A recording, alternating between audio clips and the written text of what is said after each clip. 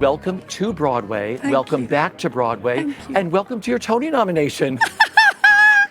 Sorry, it's not cool enough, is it? Oh, totally. Scream all you want. I mean, this is something you've dreamed of bringing to Broadway. I mean, just bring it to New York, and look what you've done with Merrily. Oh, thank you so much. Well, it's come home. It was Steve and George Firth, Stephen Sondheim wrote this for Broadway, and it's in its right place. The Hudson Theatre couldn't be more perfect, and packed houses every night, standing up at the end. I know New Yorkers are much more effusive than we are in Britain, but the loss of Steve, because he absolutely made sure this was coming. It was his choice, and he knew Daniel was going to be playing Charlie. He was thrilled, made up. Was so thrilled. He was so humble, Steve. He was like, Daniel wants to do one of my shows.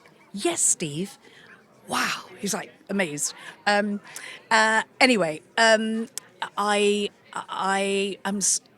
have this. I suppose my joy is a quiet one because I feel Steve, my darling friend, with me, and he always wanted people to see his shows. He wanted to be popular. He writes it in this piece. He says, music's a popular. They're an important way of making a difference. And this musical, and I'm not saying this in a kind of pat way. It is making a difference. People are picking up the phone to their old friends when they come out of the theatre. They are actually seeing themselves, watching themselves in this thing, reflecting on their lives, because the piece goes over 20 years. Yeah.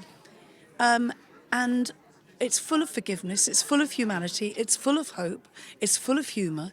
People cry in it, they laugh in it, they're surprised by it. But the most important thing is they see themselves. Yeah. And they're connecting.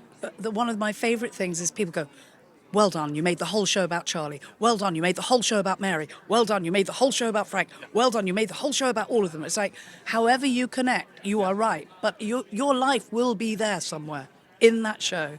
And so you're watching and living, and then you come back and you make a little difference in your life. I think it's a work of pure genius.